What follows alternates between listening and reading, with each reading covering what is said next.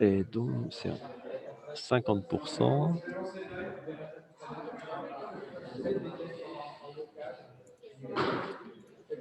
Qu'est-ce que j'ai fait?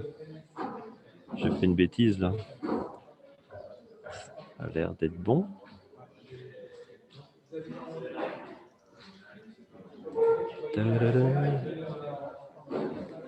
Qu'est-ce qui m'a fait Vimeo, là? Salon de la data. C'est parti, c'est à vous.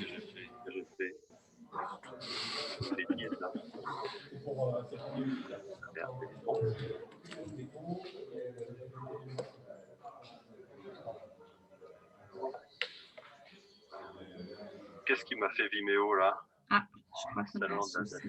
C'est parti, c'est à vous.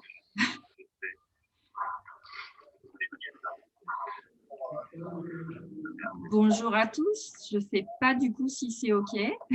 Si quelqu'un peut nous faire un petit oui dans le... Ça a l'air bon. Qu'est-ce qui m'a fait Vimeo, là? Non, c'est bizarre. C'est parti, c'est à vous. On a un retour étrange. Bon, on va y aller. Bonjour à tous. Donc, du coup, aujourd'hui, Salon de la Data. Alors, si quelqu'un peut nous faire un petit oui dans le... Il y a un retour. Qu'est-ce qui m'a fait Vimeo, là? C'est bizarre. C'est parti, c'est à vous. Bon, on va y aller. Bonjour à tous. Donc, du coup, aujourd'hui, Salon de la Data. Alors, si quelqu'un peut nous faire un petit oui dans le... Ça a l'air bon.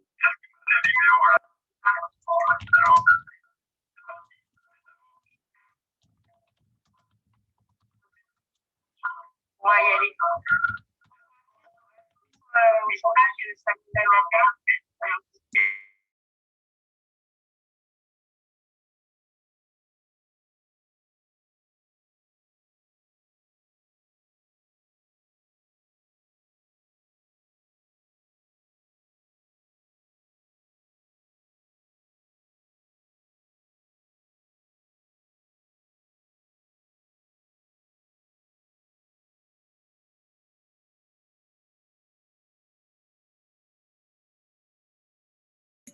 bon, je crois que c'est bon. On va peut-être pouvoir y aller cette fois. Bonjour à tous. Donc, du coup, bienvenue pour notre conférence du Salon de la Data. On a eu quelques petits soucis techniques visiblement pour commencer, mais ça a l'air OK. Alors, pour commencer, donc c'est une conférence sur comment est née la data chez SNCF Voyage. Voilà, donc on va commencer par se présenter. Bienvenue pour notre conférence. Julien, vas-y, je te laisse te présenter. On a eu quelques petits soucis techniques. Bonjour, donc Julien Iris, je me présente, donc je suis Chief Data Officer au sein de l'entité SNCF Voyage. Donc on va vous expliquer ce que recouvre SNCF Voyage dans l'écosystème SNCF. Et on travaille, et je travaille plus particulièrement donc, au sein d'une direction data qui a été créée dans la direction marketing SNCF Voyage. En particulier, on travaille sur les sujets autour de la donnée client, des bases de SNCF, avec un gros prisme autour de RGPD, mais aussi sur tous les sujets d'activation de la donnée, de la connaissance client, pour améliorer l'expérience client et la performance du ferroviaire. Donc, on va vous expliquer tout ça en détail. Et j'ai un parcours où j'ai travaillé plusieurs années sur la mise en place de plateformes et de solutions Big Data. Stéphanie, je te laisse te présenter.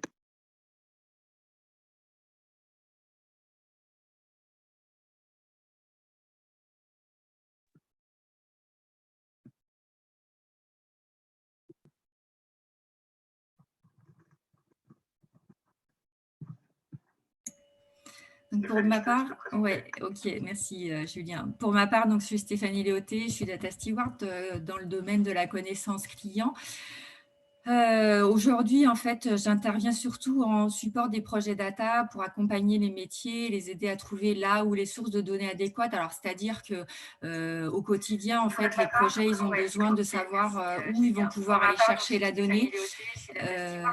où ils vont pouvoir la trouver de manière certaine, d'avoir la donnée qui correspond à leurs besoins. Comment je suis arrivée là, du coup, c'est un peu perturbant ce retour qu'on a.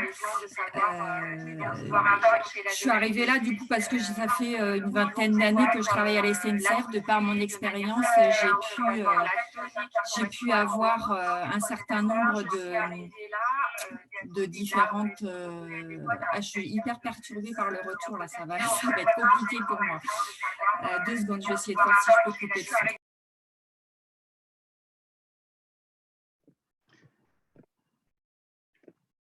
Alors, je vais prendre le relais. Donc, on va démarrer la présentation. Donc, Stéphanie, je te laisse passer le slide suivant.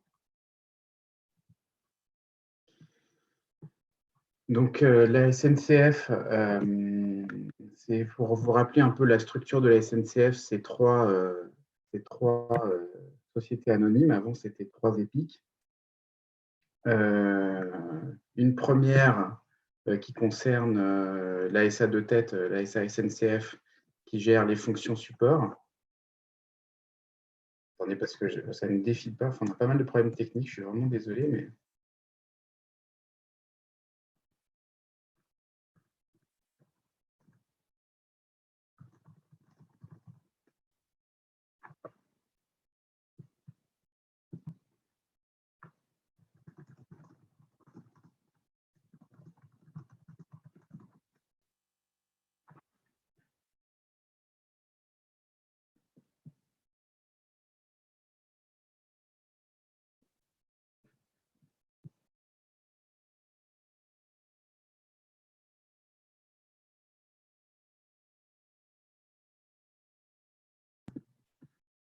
Bon, excusez-nous, donc on fait avec les problèmes techniques. Hein. Du coup, donc SNCF Voyage, pour aller à l'essentiel, c'est la branche qui gère toute la grande vitesse et la longue distance de la SNCF, qui regroupe TGV, Intercité, Ouigo et les entités grande vitesse qui travaillent aussi sur les périmètres Europe notamment. Du coup, c'est 8 milliards de chiffre d'affaires. C'est un volume de 96 millions de voyageurs. Donc là, ce que vous voyez, c'est les chiffres 2019 sur notamment la gamme de TGV Inouï, hein, qui est une nouvelle gamme qui a été lancée en septembre 2018. C'est aussi 17 millions de passagers avec Ouigo. Donc c'est une répartition entre Inouï et Ouigo avec une montée en puissance progressive de Ouigo pour atteindre à peu près 25% du trafic sur la grande vitesse. Et c'est aussi ce qui gravite autour de l'application Oui SNCF. Donc, c'est une entité qui s'appelle e-Voyageur, qui est très adhérente avec forcément notre entité qui traite des offres et du transport autour de la grande vitesse. Oui SNCF, c'est finalement une des agences de distribution majeures, puisque c'est le premier site agence de voyage en ligne en France. C'est un des distributeurs privilégiés des offres de SNCF Voyage. Donc, si on va au slide suivant.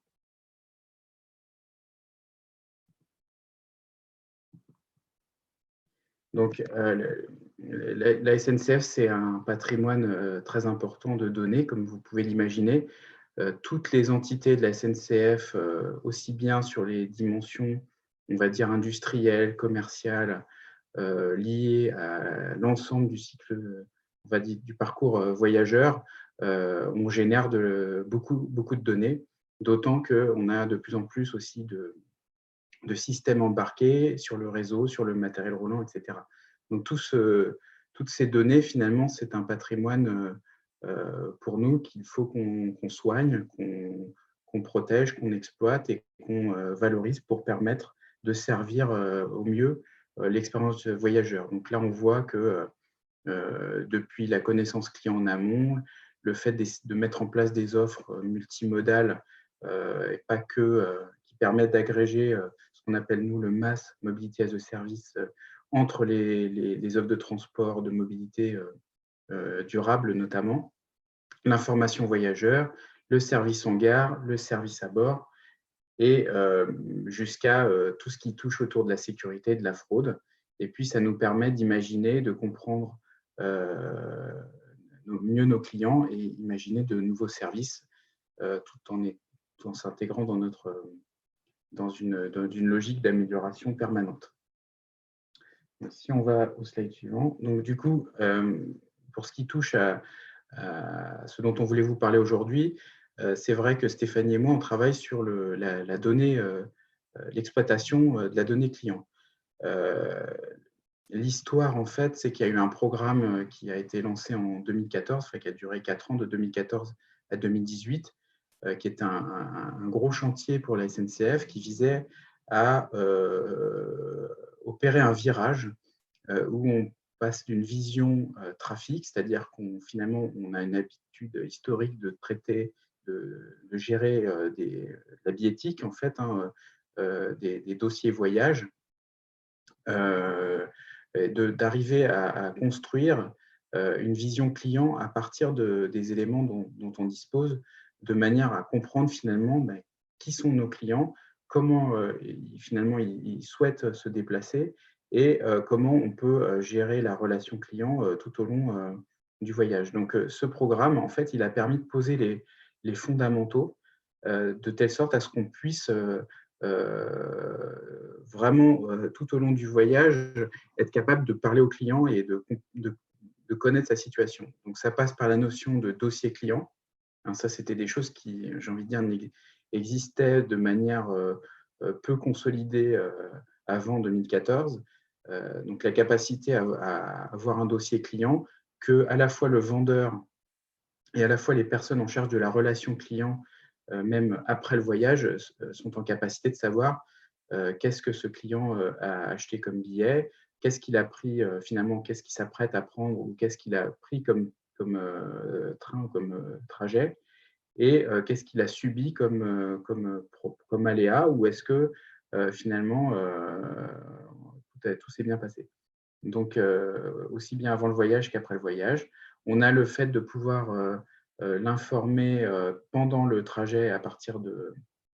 Donc, le fait qu'on ait une base client dont on va vous parler après, qui est le référentiel client unique, qui permet aussi d'alimenter les canaux d'information voyageurs et d'informer le client s'il y a un changement d'horaire ou si on a une perturbation même pendant le trajet. C'est aussi une brique d'authentification dont on va vous parler, SNCF Connect, qui permet d'éviter qu'un client se reconnecte sur différents systèmes avec différents authentifiants. Et donc, cette brique SNCF Connect permet, avec un ID unique, au client de retrouver les informations sur son ou ses voyages et ses dossiers à n'importe quel moment sur nos espaces. C'est la capacité aussi à dématérialiser ses abonnements, ses cartes dont il dispose sur son smartphone. Et puis globalement, voilà, ce programme Emeraude a permis de mettre en place les briques permettant de traiter d'assembler en fait la donnée client et de pouvoir la mettre dans les mains finalement des métiers concernés tout au long du voyage. Si on passe au slide suivant. Voilà, donc simplement,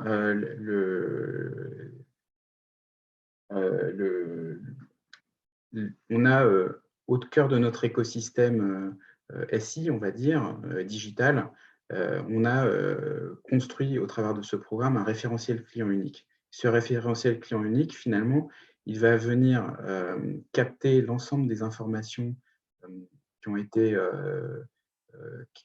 saisies par les clients dans les différents espaces digitaux, à la fois sur les canaux de vente et de distribution. Donc là, vous retrouvez Oui SNCF, vous retrouvez aussi les bornes libre-service en gare, les agences professionnelles sur lesquelles on peut aussi acheter des billets de train. Donc tous les canaux qui permettent d'acheter des billets de train sur les canaux SNCF, sur les inventaires SNCF, mais aussi les espaces digitaux sur lesquels le client peut suivre son abonnement, son programme de fidélité auquel il s'est inscrit, le portail Wi-Fi quand il veut accéder au Wi-Fi en gare et à bord. Et donc, tout ça, c'est des interactions avec le client qui sont historiquement enregistrées dans nos systèmes sur l'aspect commande et billets, vente dont je vous parlais. Et ce référentiel client unique, il vient agréger un certain nombre de bases de données clients qui avaient été constituées au fil de l'eau sur différents produits. À chaque fois qu'un produit sortait, on avait globalement une base de données. Là, on en a fait un référentiel client unique qui garantit l'intégrité et l'unicité des données personnelles du client. Donc, on applique un certain nombre de règles avec un master data management qui permet de garantir cette intégrité et de faire attention dans la façon dont on rapproche des données entre elles pour un même client. On se base essentiellement sur nom, prénom, date de naissance et coordonnées de contact. Et c'est ce qui fait foi pour nous assurer de l'unicité du client. Et à partir de là, on va y adjoindre un certain nombre d'informations sur ces voyages, ces abonnements, ces droits tarifaires, qui permettent après de faire des pointeurs vers des systèmes qui stockent ces données de manière plus détaillée. Et donc c'est ce référentiel client unique, il est consommé par des systèmes d'embarquement, par des systèmes aussi de gestion de bons, de cycle de vie des produits auxquels il a souscrit. Et ça vient alimenter aussi ce que vous voyez sur la droite, c'est-à-dire un écosystème d'e-Salesforce qui permet d'activer ces fameux dossiers clients et les canaux autour de l'information voyageur, et ce qui nous permet aussi, sur la base d'un programme fidélité notamment, d'animer des clients qui se sont abonnés à ces programmes. Et puis enfin, on a les plateformes Big Data qui permettent d'analyser cette connaissance client et de la mettre à disposition finalement de l'optimisation de nos offres ou de l'amélioration de nos services. Donc on va passer au slide suivant. Donc là, ce qu'on voulait mettre en valeur, c'est une notion, cette fameuse notion de SNCF Connect et compte client, qui est quand même quelque chose qui a été donc, effectivement créé relativement récemment et qui permet finalement de garantir un identifiant unique pour un client, donc au travers des différents espaces digitaux de la SNCF. Et vous voyez que, alors, on travaille beaucoup sur le fait de rationaliser ces différentes applications parce que c'est une demande forte de nos clients, mais il n'empêche qu'on se doit tout au long de l'expérience des clients de garantir l'unicité de leurs données et du coup d'éviter qu'ils notamment sur l'aspect authentification, qu'ils se reconnectent avec plusieurs identifiants. Donc cette brique SNCF Connect, en fait, elle est premièrement déployée sur les espaces digitaux, comme vous les voyez, donc l'appli SNCF, mon compte autour du programme Voyageur, l'application TGV Pro, Wi-Fi et les bornes libre-service notamment. Et c'est quelque chose qu'on travaille aussi avec les agences de voyage. Donc, je vous ai parlé de l'ensemble des agences de voyage qui permettent aux clients d'acheter des billets ou des cartes SNCF, dont celui qui est le plus connu, effectivement, oui SNCF.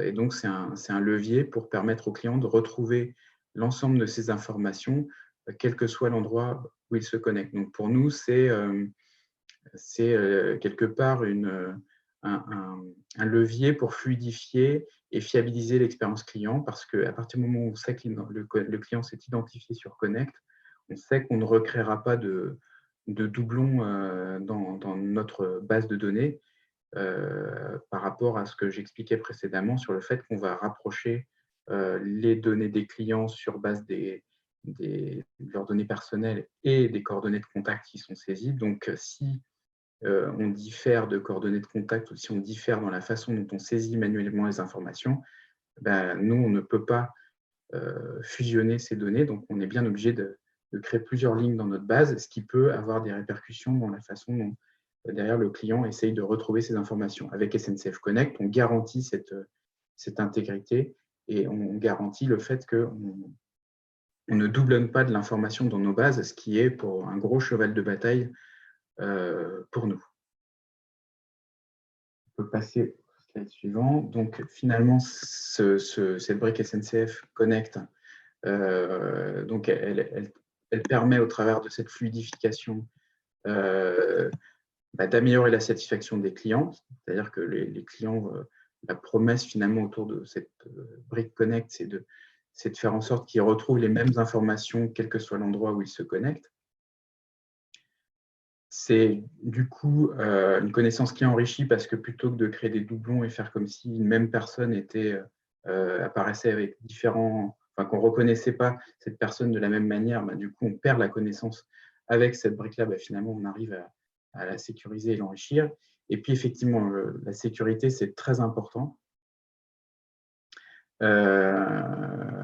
notamment sur l'angle RGPD. Nous, on est très attaché à, et pour nous c'est très important parce que on sait qu'on est assez exposé sur ce domaine-là, puisqu'on ne parle que de données clients dans cette base et ce référentiel. Donc vous avez vu que c'est vraiment au service du voyage et de l'expérience client. Et avec SNCF Connect, en fait, on intègre des briques de sécurité, aussi bien sur les règles d'authentification que sur la traçabilité de ce que demande le client, aussi en termes de droit à l'oubli, par exemple, ou de conservation des données par rapport aux exigences de la CNIL. Et c'est aussi, au travers cette brique, permettre au client d'avoir la main sur ses données personnelles et de pouvoir décider ce qu'il veut ou pas en faire vis-à-vis de la SNCF. Et puis, comme on garantit aussi cette unicité, finalement, on améliore aussi la performance de la relation client. C'est-à-dire que, comme j'expliquais, le fait qu'on doublonne potentiellement et inutilement des lignes de clients dans nos bases, en garantissant cette unicité, l'agent de la relation client, en cas de réclamation ou en cas de réclamation notamment, finalement arrive à avoir une vision complète et exhaustive du parcours qu'a eu le client. On pourrait aller jusqu'à voir les retards qu'il a pu subir, s'assurer que les remboursements ont été effectifs en cas de retard de plus de 30 minutes, par exemple, etc. etc. Donc, un levier important, c'est pour ça qu'on voulait vous en parler, qui est interfacé avec ce fameux référentiel client unique dont on a parlé juste avant, pour finalement assurer une vision compte client homogène sur l'ensemble de la chaîne. On va passer au slide suivant. Alors, est-ce que Stéphanie, tu peux parler? Parce que là, je parle beaucoup, je vais te laisser en espérant que tu n'aies pas trop de retour. Oui, du coup, je vais reprendre la main. Je suis désolée, par contre, je coupe mon son parce que, et donc je ne vous entendrai pas. Je ne t'entendrai pas, Julien, parce que c'est trop perturbant.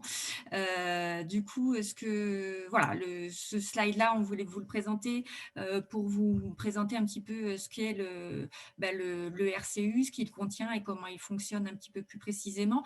Donc, dans le RCU, on a les attributs primaires du client, c'est-à-dire tous. Alors, l'IUC, c'est un terme technique, c'est un identifiant unique pour chaque client.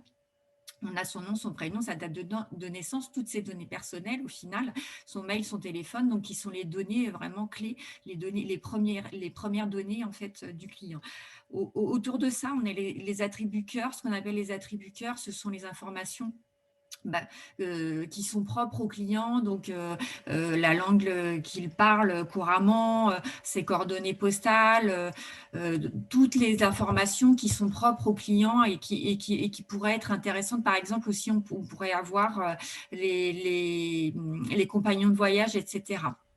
Et puis derrière, on a les attributs secondaires qui sont plutôt en fait des données qui sont en lien avec l'écosystème externe du RCU, donc qui sont quelque part des pointeurs. On a une partie des données dans le RCU, mais le reste, ce sont des pointeurs vers les autres assets de tout l'environnement, de tout l'écosystème SI. Donc, ces voyages, ces cartes tarifaires, produits tarifaires, donc tous ces abonnements, cartes commerciales, qui permettent d'avoir une vision 360 et également les réclamations qu'il a pu faire, les codes promotionnels qu'il a pu recevoir, etc. Le RCU gère quand même un périmètre transporteur assez large puisque donc on a le périmètre transporteur qu'on appelle voyage, donc toute la grande distance TGV, Inouï, Ouigo, Intercité également. On a également l'IRIA, Aléo et Thalys. Et puis, on a une partie TER pour toute la partie correspondance, justement, avec les grandes distances qu'on peut retrouver à l'intérieur de cet écosystème. Le RCU, du coup, on dit qu'il est maître sur toute la partie des attributs primaires et des attributs cœur, bien évidemment. C'est lui qui gère ces données, c'est lui, en fait, qui les redistribuera aux autres systèmes et c'est lui qui acceptera ou non les modifications, en fait, qui validera ou non les modifications qui peuvent être faites sur ces données. Pour le reste, en fait, où RCU est plutôt consommateur, donc ce sont des données qu'il va piocher dans les autres inventaires, donc qui sont les inventaires des cartes, des produits tarifaires, des réclamations et des voyages. RCU ne pourrait pas, en fait, à lui tout seul, être suffisant. Certes, il est très central avec toutes les données personnelles et il donne une vision 360 d'un client. Donc, par contre, à côté de ça, on a également une plateforme CRM, donc la plateforme Salesforce, qui permet en fait de retracer tous les contacts qu'on a avec nos clients, les transactions qu'on a avec eux, mais aussi tout ce que, quand je parle de contact, c'est aussi en fait l'information qu'on peut donner à nos clients via des SMS sur son voyage à venir, sur son voyage pendant qu'il est en voyage, si jamais il y a des problèmes de circulation ou même des informations qu'il peut avoir pendant son voyage pour lui dire qu'il a par exemple un bar qui est ouvert à sa disposition, qu'il peut commander en ligne, des choses comme ça. Donc tout ça, c'est retracé dans cette partie CRM et on connaît toute l'information qui est poussée à nos clients. Et puis, tous les contacts qu'il peut avoir avec un agent, donc que ce soit au téléphone ou en gare. Et puis, on a aussi une plateforme Big Data. Donc, la finalité de cette plateforme Big Data, c'est bien évidemment de pouvoir relier toutes ces données entre elles, donc les données clients, les données voyage des clients, les données contacts qu'on a avec les clients, et du coup, d'enrichir tout ça, d'avoir une vision totale, complète du client, et de pouvoir après voir les profils de nos clients et le parcours qu'ils font pour pouvoir à terme, finalement, mieux animer ses clients, mieux les conseiller sur des besoins qu'ils pourraient avoir et des produits qu'on pourrait leur proposer. Tout ça, bien évidemment, dans le respect de la partie RGPD, qui est très importante et qui, donc, du coup, est bien respectée et surtout, en fait, alors je ne vais pas rentrer dans le détail fin, mais sur la partie Big Data client, tout est pseudonymisé et non accès finalement aux données clients qu'une très fine partie des utilisateurs suivant leurs besoins. La référence, on voulait en fait un petit peu vous montrer pourquoi la raison d'être en fait de ce référentiel client unique qu'on appelle communément chez nous RCU. Donc bien évidemment, c'est centraliser les données du client pour qu'on ait un seul endroit où on ait toutes les données du client et qu'on n'ait pas de duplication possible et qu'on ait un seul endroit où on les modifie et où c'est pris en compte. On garantit aussi à travers ça la relation de confiance avec le client sur leur gestion de la donnée. Donc, toujours cette partie RGPD très importante et très, très encadrée et très suivie de notre côté.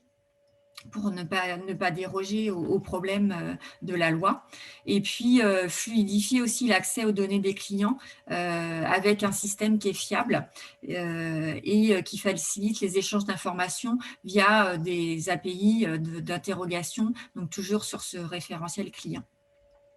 Et derrière, ça permet également de faciliter le décommissionnement des différentes bases clients obsolètes qu'on a pu mettre un peu partout et qui restent, alors qui sont encore certaines, pour certaines présentes, notamment sur la partie carte, et qui sont en train d'être décommissionnées au profit justement du RCU pour avoir tout centralisé à un seul et même endroit et ne pas rencontrer de problèmes, que ce soit au niveau de duplication de base et donc de données et de problèmes aussi RGPD. On va rentrer plutôt du coup sur la partie plateforme Big Data Client où je travaille un peu plus précisément pour ma part. Donc, c'est une plateforme Big Data où on a plutôt les clients longue distance, donc Inouï, Ouigo, Intercité et la partie internationale. Ça représente environ 80 à 100 terabytes de données, donc entre tout ce qu'on a comme données clients, voyages, commandes, donc commandes qui impliquent également la partie produits tarifaires, carte commerciale. On a environ 17 millions de clients actifs, grande vitesse, longue distance, et tous les jours, on rafraîchit 300 indicateurs sur ces clients. Donc, l'intérêt de cette plateforme, techniquement, c'est qu'elle soit robuste et performante, bien évidemment conforme au RGPD, et aussi, surtout, dans un data lake d'entreprise, afin de pouvoir partager les données. Alors, les données, bien évidemment, pas les données personnelles, mais les données, en fait, des clients en grand, pour connaître leurs habitudes de fonctionnement par rapport à leur profil, etc. Donc, ce que j'ai déjà dit, donc ce sont des clients périmètre longue distance, donne une vue client et on conceptualise la conception et les évolutions sont pilotées uniquement par des usages, c'est-à-dire que c'est par rapport aux besoins clients qu'on fait la conception et les évolutions de ce big data client. C'est-à-dire que côté marketing, ils ont des besoins d'aller regarder, d'aller détailler, je dirais, les comportements des clients en grand, et donc du coup par rapport à ces besoins, on fait la conception et les évolutions des usages.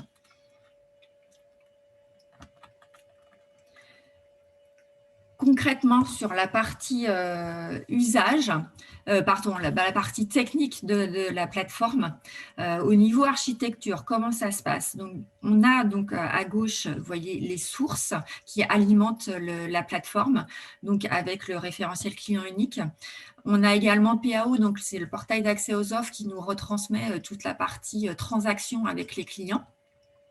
Et la partie Salesforce qui est toute la partie communication avec les clients,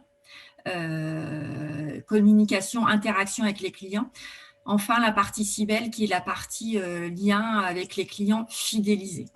Donc, toutes ces données, en fait, nous arrivent dans une partie données primaires, donc un socle où on stocke les données brutes. Ces données brutes, en fait, sont retravailler de manière à avoir des données en qualité pour pouvoir derrière faire le croisement entre elles et obtenir un socle data, donc un socle de clients, un socle de voyage, un socle de produits tarifaires et un socle afférent à la fidélité des clients, avec toute la gestion en fait du processus de fidélité. Derrière, une fois que ce travail en fait est déterminé et fait le matin, on a également un rafraîchissement de la zone DTM. La zone DTM est la zone en fait des data marts que les métiers utilisent eux, donc qui est plutôt une zone type SQL. Et derrière, on a différents data marts en fait, qui sont constitués, donc des data marts d'analytics, des data marts CRM et fidélité, un data mart de campagne, donc pour suivre la performance des campagnes faites auprès des clients, des data marts de BI, donc qui, elle, permet de générer des tableaux de bord qu'on va pouvoir diffuser différentes personnes sur le suivi, par exemple, des produits tarifaires, du parc des produits tarifaires. Et également le data mart Corm. Alors Corm, pour vous, ça va être un mot un peu barbare. C'est plutôt chez nous, en fait, les personnes qui suivent l'évolution du trafic des trains et qui du coup, vont adapter le trafic et l'ouverture des ventes par rapport aux ventes constatées à date. Derrière, ces data marts permettent également de créer de nouveaux indicateurs aux clients qu'on peut renvoyer au RCU, mais qu'on pourra également renvoyer pour faire des campagnes côté Salesforce et donc animer les clients. Je ne sais pas si Julien, tu as quelque chose à rajouter. C'est parfait. Je peux passer au slide d'après si tu veux. Ok, donc du coup, je passe au slide suivant. Julien, donc du coup, je vais te laisser. Alors, grosso modo, ici, on a essayé de lister un petit peu tous les usages du Big Data client qu'on a identifié de notre côté. Julien, je te laisse peut-être commenter. Alors, je rajouterais juste qu'on a potentiellement oublié effectivement un usage qui est justement un but in fine d'animation des clients qu'on n'a pas forcément mis sur ce slide. Vas-y, Julien. Merci Stéphanie. Du coup, est-ce que tu peux couper ton micro, Stéphanie? Voilà, merci, désolé. Oui, alors donc, Stéphanie vous a expliqué toute l'architecture applicative et le mode de fonctionnement de notre plateforme Big Data. Donc, en fait, pour nous, c'est un gros projet, une application très structurante et stratégique. Et on peut dire qu'on fait vraiment du Big Data parce qu'on doit faire des jointures entre deux bases qui sont très, très volumineuses et même, on va dire, complexes en termes de structuration, que sont le référentiel client unique et la brique portail d'accès aux offres qui contient l'ensemble des transactions. Voilà. À partir de là, on a historiquement construit, travaillé les données ensuite côté métier pour permettre de mieux comprendre nos segments de clients. Et ce que vous voyez ici, c'est des grandes catégories de variables qu'on travaille. Donc, on a un pôle data intelligence client en fait, qui est spécialisé dans l'analyse sur la connaissance client pour servir nos processus de l'entreprise. On a aussi un pôle en charge de l'animation relationnelle, du marketing relationnel, centré autour du programme qu'on appelle le programme de FEED, donc le programme Grand Voyageur, mais finalement qui traite aussi de l'animation de nos clients qui ont acheté des abonnements qui sont encartés. Donc pour nous, c'est absolument essentiel pour qu'on puisse suivre, améliorer les choses, bien comprendre nos clients et analyser nos offres.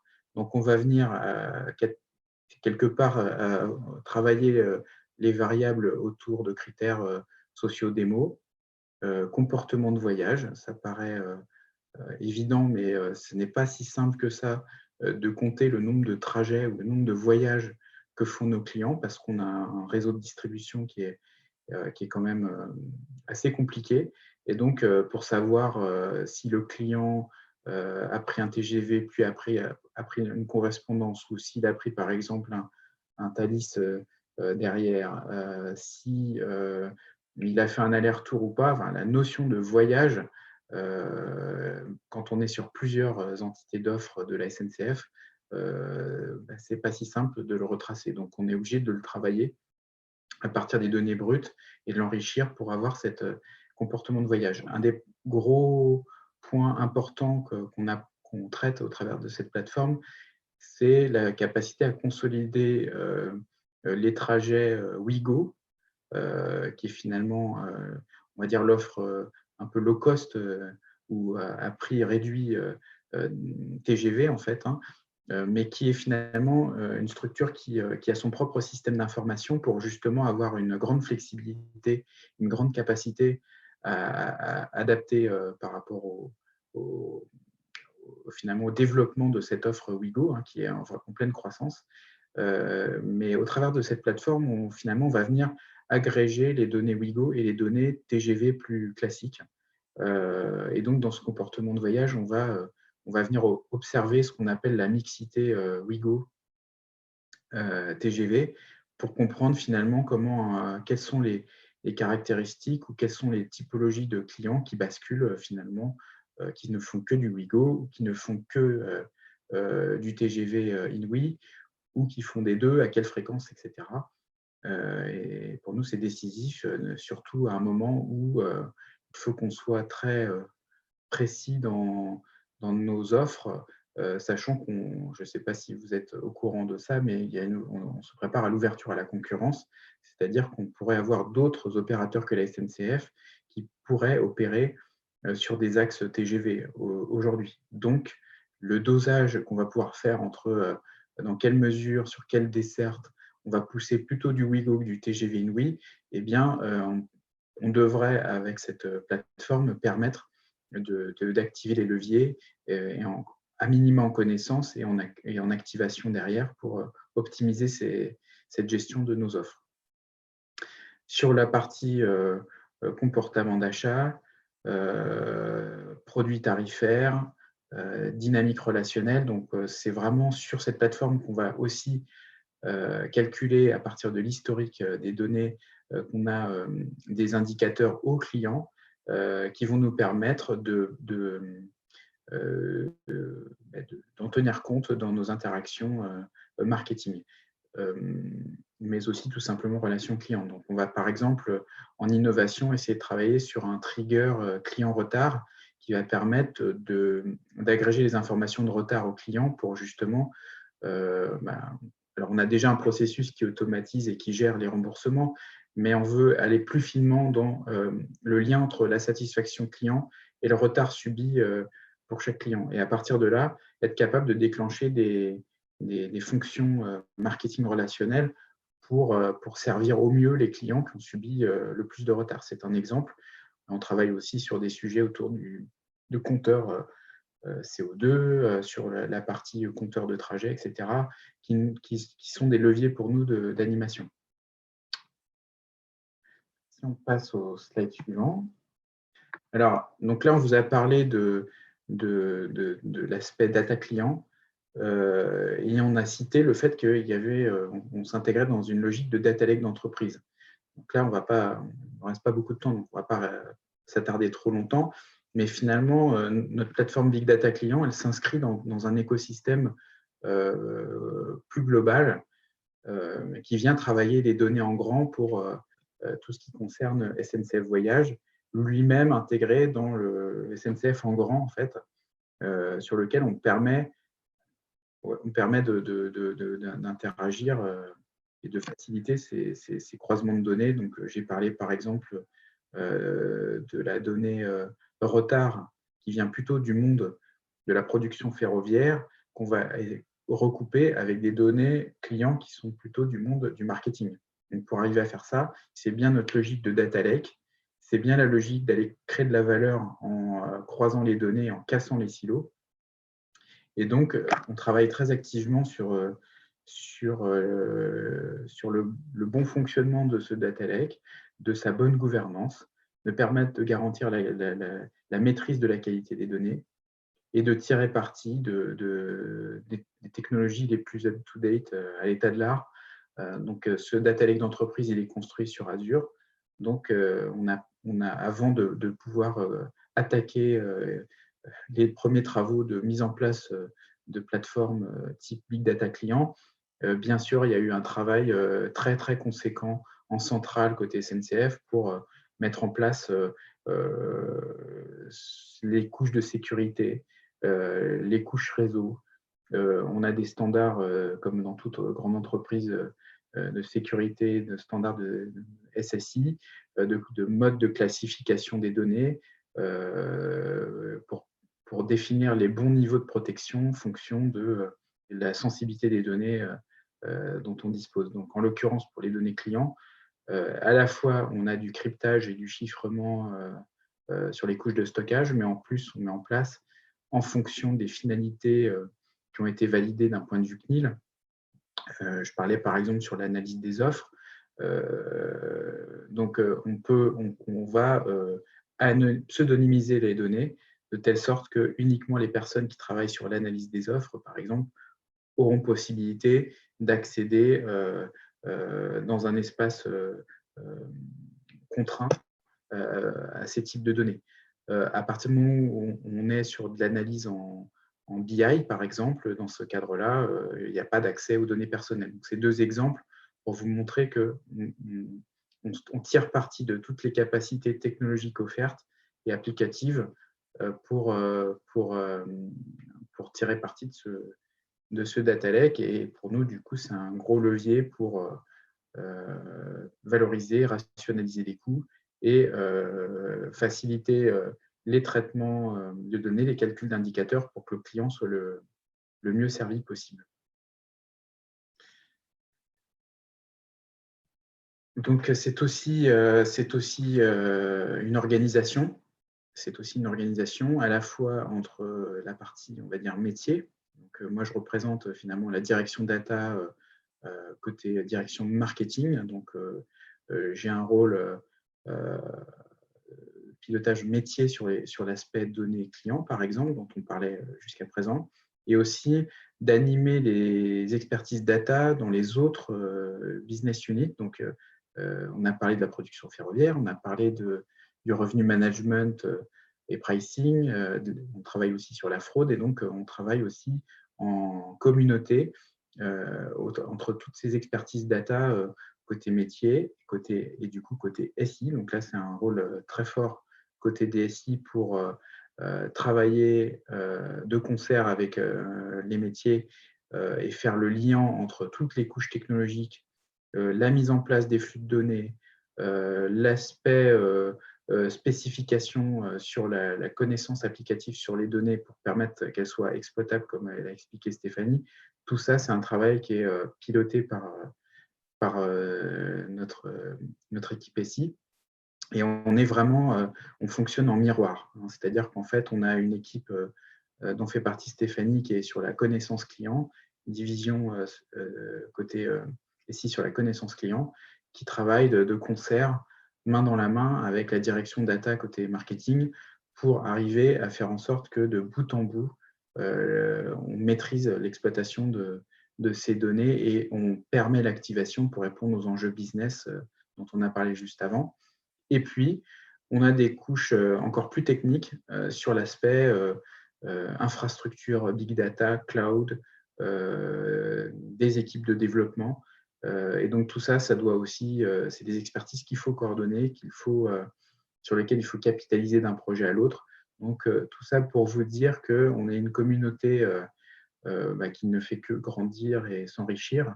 On est beaucoup sur des logiques de partage d'informations, de se fixer des guidelines, de bien définir nos rôles. Donc, on a parlé de data steward, on fait apparaître les fonctions de data owner, on a des product owners qui travaillent sur les applications data.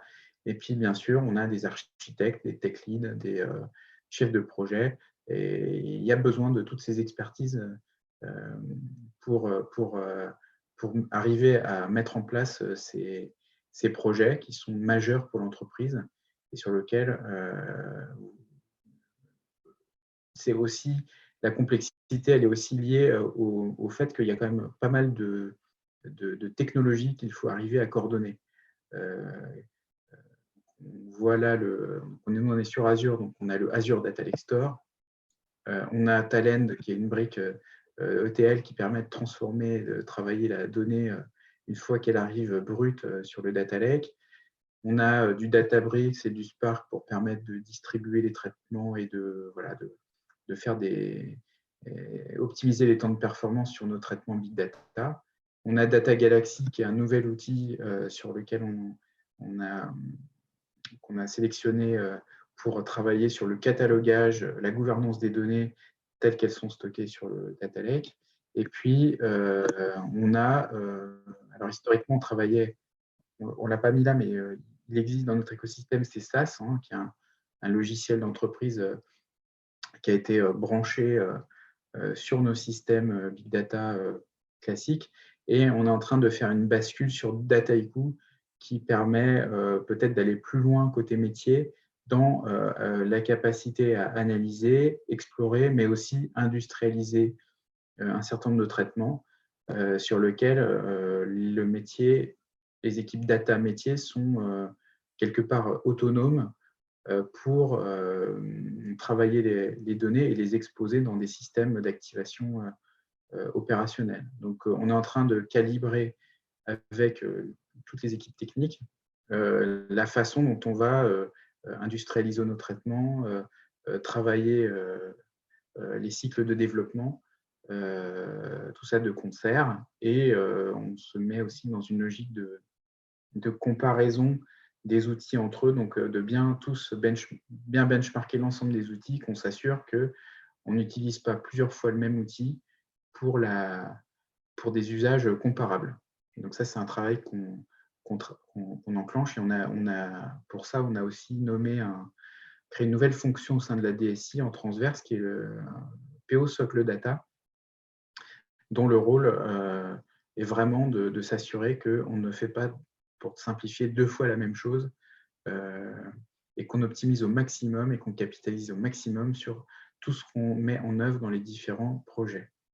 Je pourrais citer aussi l'exemple des flux de données. Sur ce data lake, on ne peut pas se permettre de tirer plusieurs fois le même flux de données pour travailler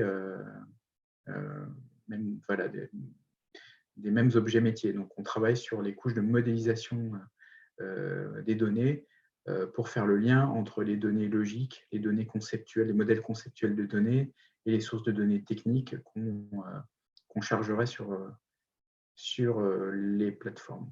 Je ne sais pas si Stéphanie, tu voulais peut-être compléter ce que je viens de dire.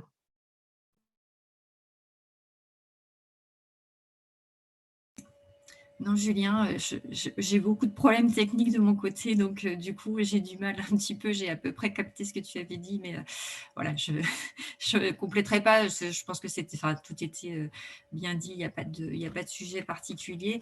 On arrive à la fin du coup de notre présentation. On voulait bien évidemment remercier tous les partenaires qui ont permis cette session en digital aujourd'hui. Je ne sais pas, Julien, s'il y a des questions. Donc, on va les regarder. Je ne crois pas avoir vu Alors, de questions. pour ceux qui sont en ligne, il y a un lien pour poser des questions qui est sous le streaming. Là, posez vos questions, validez ou participez. Donc, si vous voulez poser des questions, c'est maintenant. Alors, quel logiciel sur le RCU? Première question. Stéphanie, tu veux te lancer? Non, je voulais juste dire que oui, alors je pense que Julien l'a dit, mais que tout ça, c'est un travail d'équipe très, très soudé entre le métier, la DSI et tous les acteurs qui gravitent autour. Et bon, c'est pas tous les jours facile, mais je pense qu'on est une bonne équipe et c'est le plus important pour pouvoir avancer et faire les choses comme on l'imagine tous, quoi. Juste pour la question sur quels sont les logiciels sur le RCU. Donc, je ne suis pas le mieux placé pour détailler tout le stack technique du RCU, mais en gros, c'est une plateforme Cloudera pour ce qui est du stockage, de la gestion du référentiel, et on a un MDM qui marche sous la technologie SAS. Donc, globalement, en 2 mots, c'est ça. Stéphanie, je ne sais pas si tu as une vision plus détaillée des couches logicielles du RCU, mais globalement, c'est ça pour moi.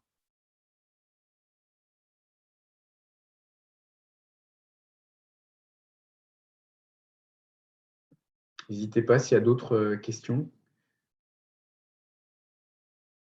Peut-être aussi vous dire, effectivement, là, pour rebondir sur ce que vient de dire Stéphanie, je ne sais pas si parmi les auditeurs, je pense que vous travaillez sur des sujets autour de la donnée.